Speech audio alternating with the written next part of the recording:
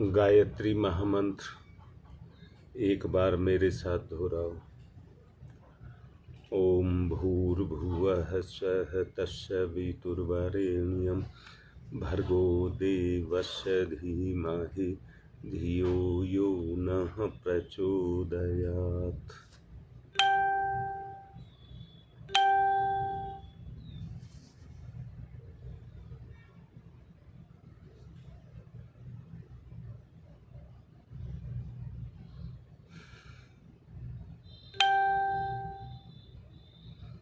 वाणी की वाचालता, वाणी की वाचालता आदमी के अपने अंदर के स्वरूप को प्रदर्शित करती है। बात को ना समझे हो तो समझ लें ठीक से। अगर हमारे करनी और कथनी में अंतर है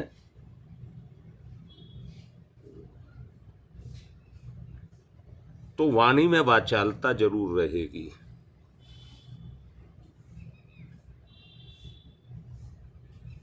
बेटा,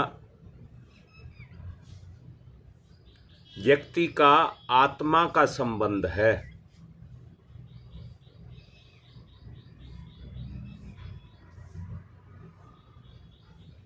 मैं बात को खूब अच्छे से आपको खोल करके समझाना चाहता हूं।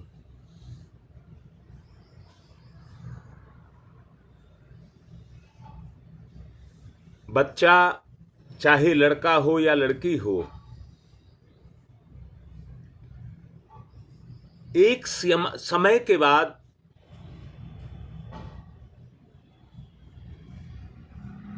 उसका मानसिक शरीर शुरू हो जाता है और जैसे जैसे वो होता है वो आत्मीयता से उतना ही अलग हटता जाता है।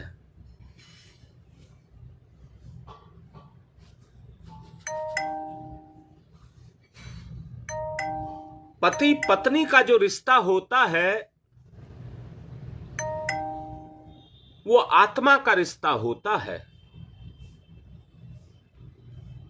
और बच्चों का भी रिश्ता होता है, वो आत्मा का रिश्ता होता है।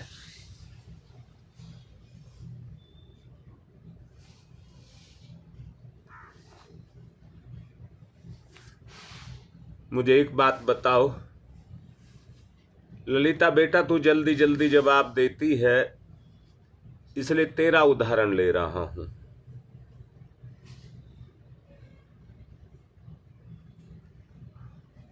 बेटी, तेरा और रमेश का जो रिश्ता है वो आत्मा का रिश्ता है। अंदर से सुनना सब।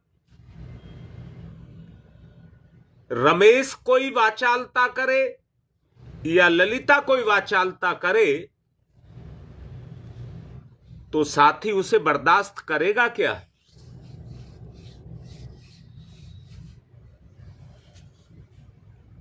और ये वाचालता अंदर का उद्गम है, ये अंदर का उद्गम है।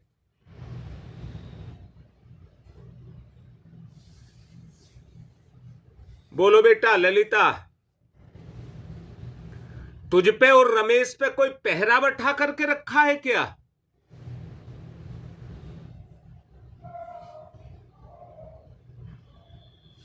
दोनों को खुली स्वतंत्रता है,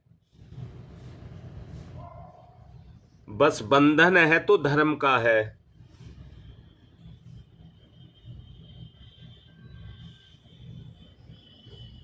हां बेटा, बस यही कहना चाहता हूं। और आत्मा माने यहां कहना चेतना।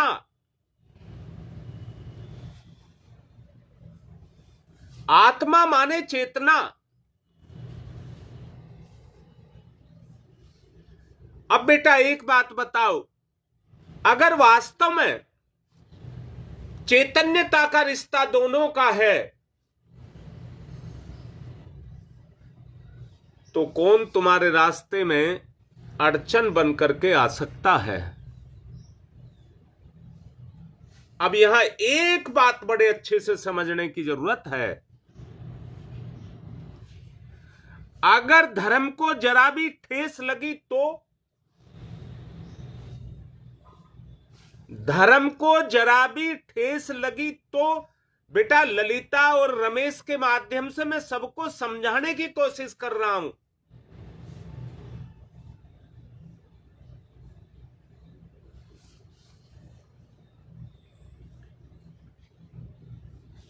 अच्छा ये कह दूं, वाचालता माने अपनी शक्ति का क्षरण। वाचालता माने अपनी शक्ति का क्षरण।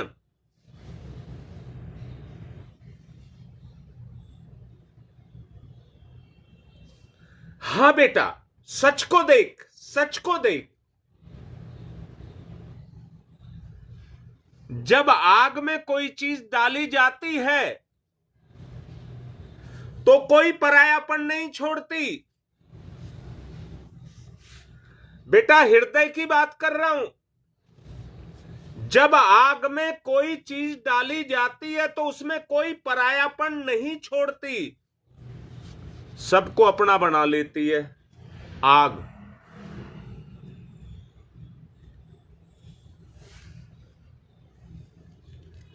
अभी मैंने कहा बेटा, वाचालता में शक्ति का क्षरण है।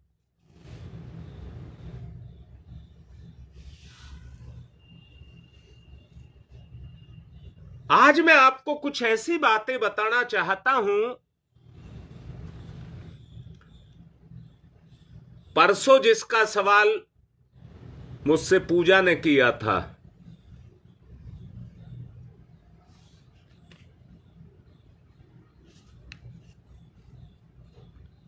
बताइए, जिनको दूसरों की चुगली करने की आदत है,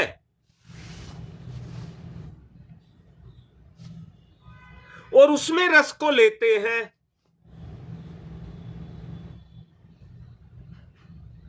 तो क्या उस रस के द्वारा जैसे आग पर पानी डाला जाता है, ए बेटा एक बात बताओ, सच बताना,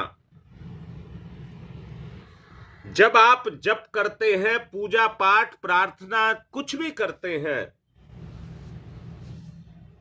उस समय अपनी वास्तविकता को देखना, वाचालता आती है कि नहीं आती है।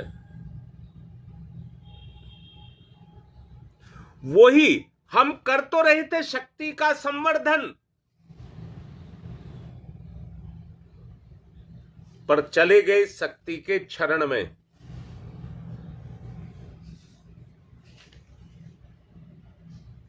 कारण निंदा करना कोई बुरा नहीं है, परंतु अपनी शक्ति का क्षरण करना बुरा है।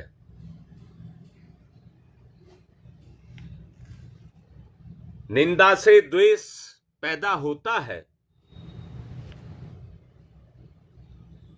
जो हमारा संबंध है वो विषाक्त हो जाता है। जो हमारा संबंध है वो विषाक्त हो जाता है।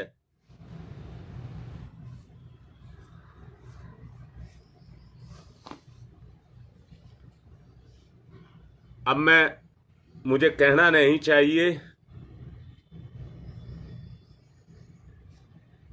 सोच रहा हूं कहूं ना कहूं।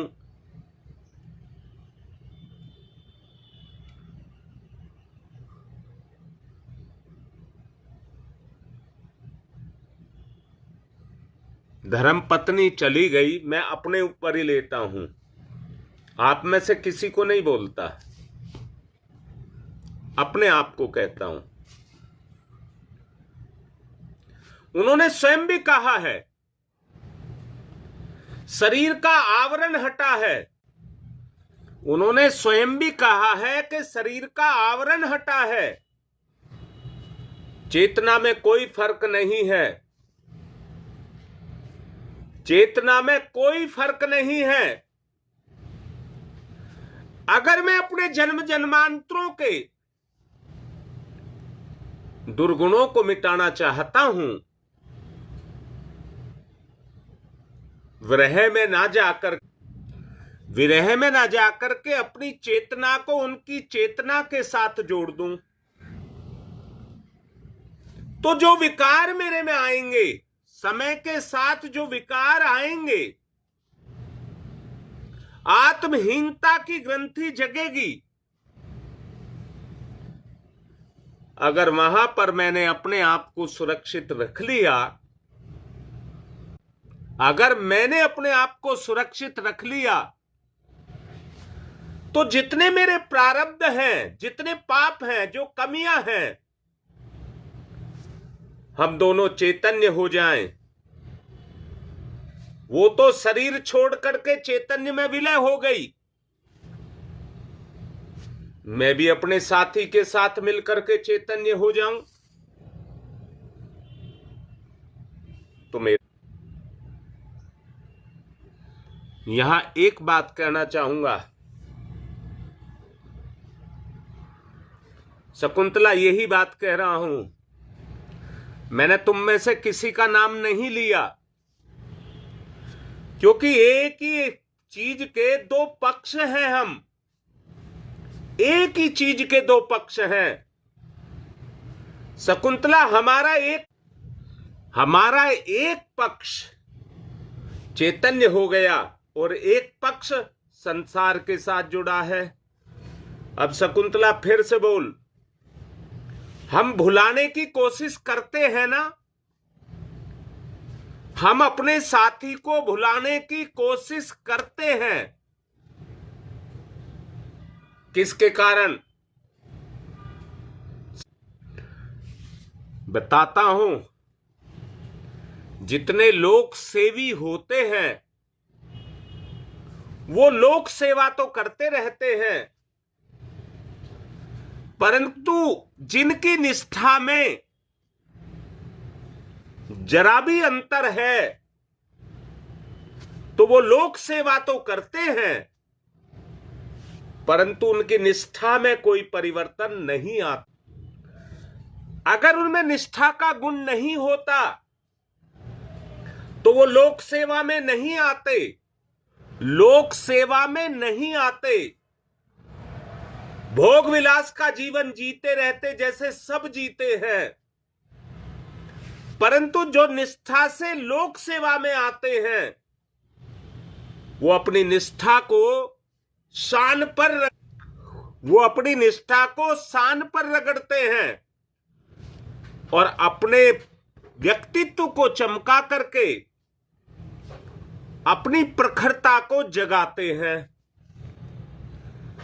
प्राचीन काल से आज तक जितने भी लोक सेवी हुए हैं, उन्होंने लोक सेवा इसीलिए की कि अपनी निष्ठा को किसी तरह से शान पर चढ़ाया जाए,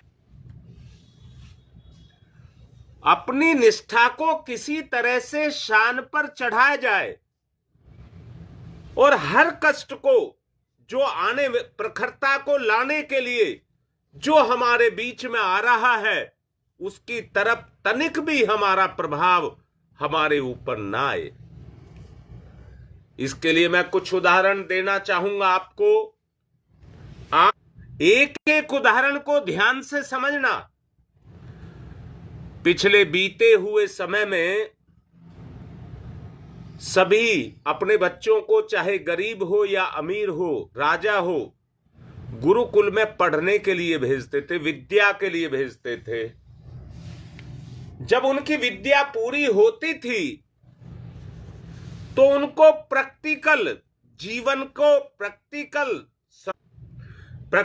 जीवन को समझने के लिए उनको राजा जनक के दरबार में भेजा जाता था। राजा जनक का महल बहुत सुंदर था,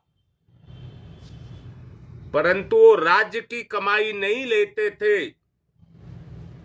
हल चला करके जो धान्य पैदा करते थे उसी से अपना तो राजा के दरबार में जो भी भक्त शिष्य जाते थे, राजा उनको भरपूर स्वागत करता था, भरपूर स्वागत करता था। और आगंतुक जितने भी विद्यार्थी होते थे उनसे सबसे पहले एक बात कहता था,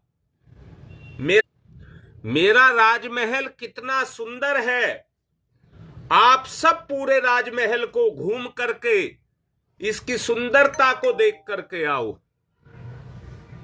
मुझे नहीं पता उस समय बिजली होती थी, लाइट का इंतजाम सब रखते होंगे, परंतु जब विद्यार्थी महल की सुंदरता को देखने के लिए जाते थे तो उनको एक दीपक जला करके दिया जाता था कि अंधेरे में तुम्हें कोई दिक्कत ना हो, इस दीपक से आप सब देख करके आना। परंतु दीपक में तेल इतना भर दिया जाता कि एक बूंद और डाल दिया जाए तो वो नीचे गिर जाएगा।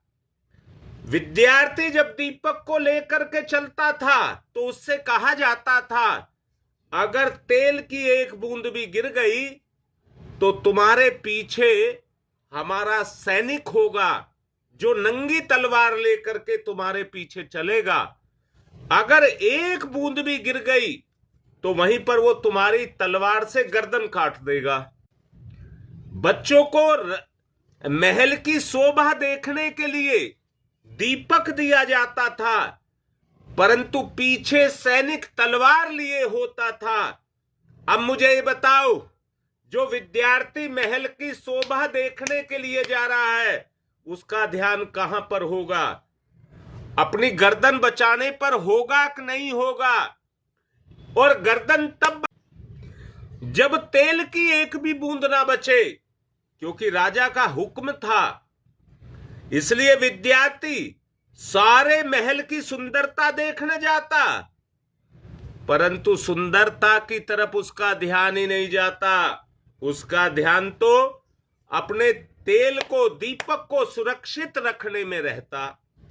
और वो पूरा घूम करके आ जाता। राजा पूछता, बताओ मेरा महल कितना सुंदर है?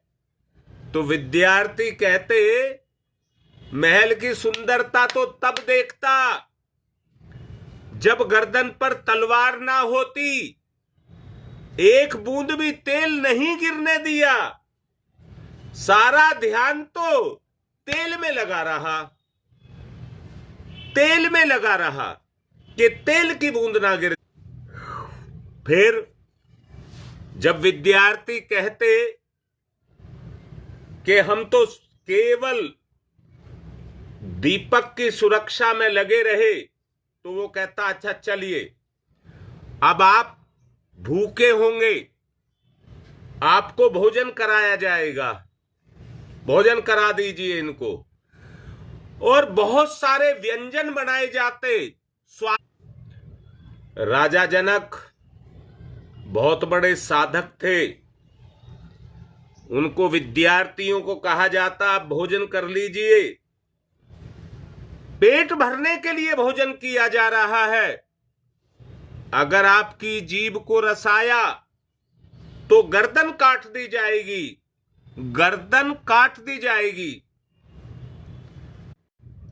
सभी तरह के व्यंजन होने के बाद और रस से युक्त होने के बाद विद्यार्थी इस बात से डरता कि मुझे रस आया और मेरी गर्दन गई, इसलिए या तो वो उस चीज को खाते थे जिसमें उन्हें रस ही ना आए, और या खाना ही छोड़ देते थे। हमने खाया ही नहीं, खाएंगे ही नहीं तो गर्दन ही नहीं कटेगी। इसलिए वो भूखे उठ। राजा फिर उनसे पूछता, भोजन कैसा बना? तो विद्यार्थी कहते रस लेने का प्रतिबंध था तो बहुत कुछ, खाने योग्य तो बहुत कुछ था, परंतु इस डर से कि वो स्वाद हमें ना लग जाए, हमने भोजन ही नहीं किया, भूखे ही चले आए। राजा कहता था, चलिए सारा दिन के थके हुए हो, अब तुम आराम कर लीजिए, बड़े अच्छे गद्दे लगा करके उनके बिस्तर को उनको सुख देने के लिए दिया जाता था।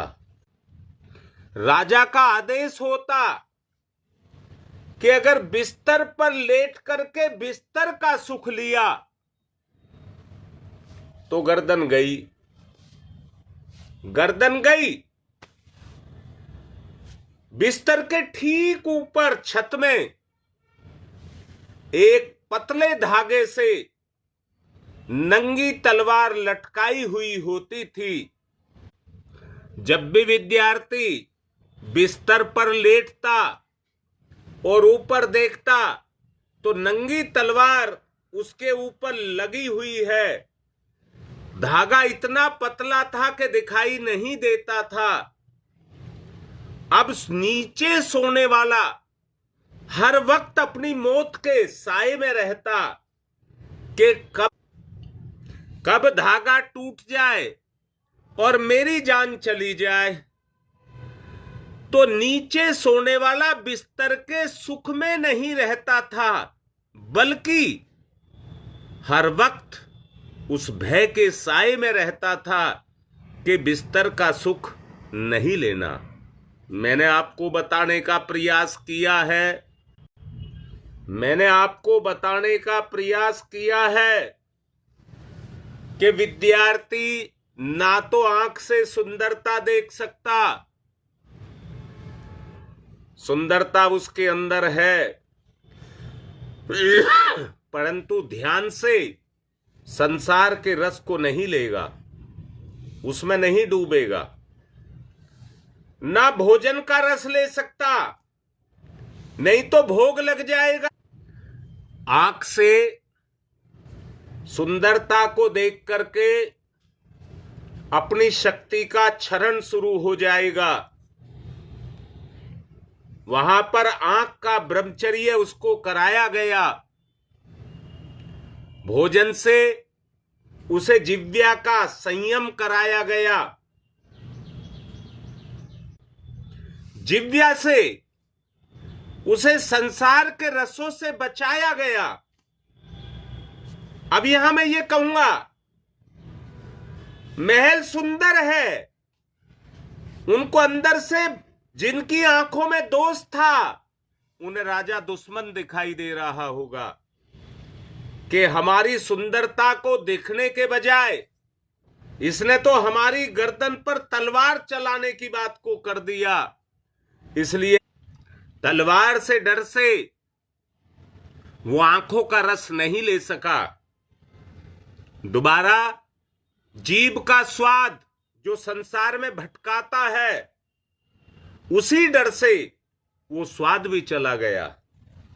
तीसरा, संसार का सुख, प्रमाद, असुरता उसके अंदर घुसे, उससे भी उसको वंचित कर दिया गया।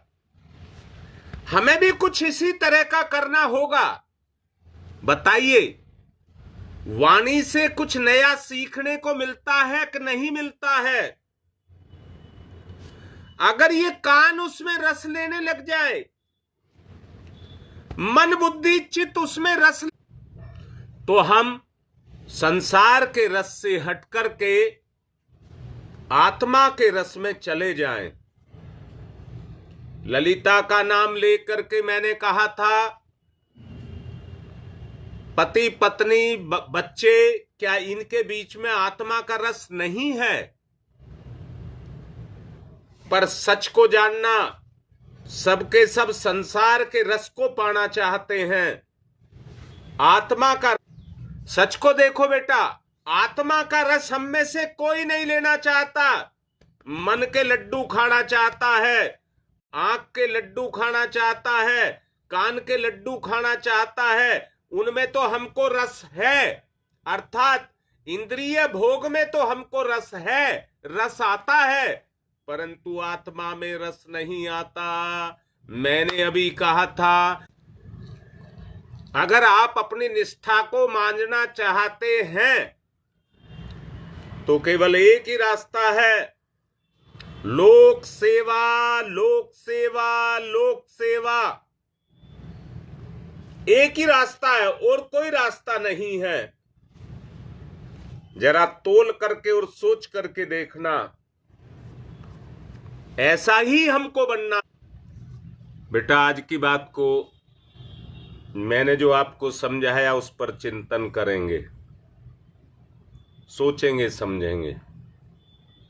ओम तमसो मा ज्योतिर्गमय, तमसो मा ज्योतिर्गमय, तमसो मा ज्योतिर्गमय, असतो मा सद्गमय, असत मृत्योर्मा मृतम गमय, मृत्योर्मा मृतम गमय, मृत्योर्मा मृतम गमय, तमसो मा तमसो मा तमसो मा ज्योतिर्गमय, ज्योतिर्गमय, ज्योतिर्गमय, असतो मा अस्तो मा अस्तो मा सद्गमय, सद्गमय, सद्गमय, मृत्योर्मा मृत्योर्मा मृत्योर्मा मृत।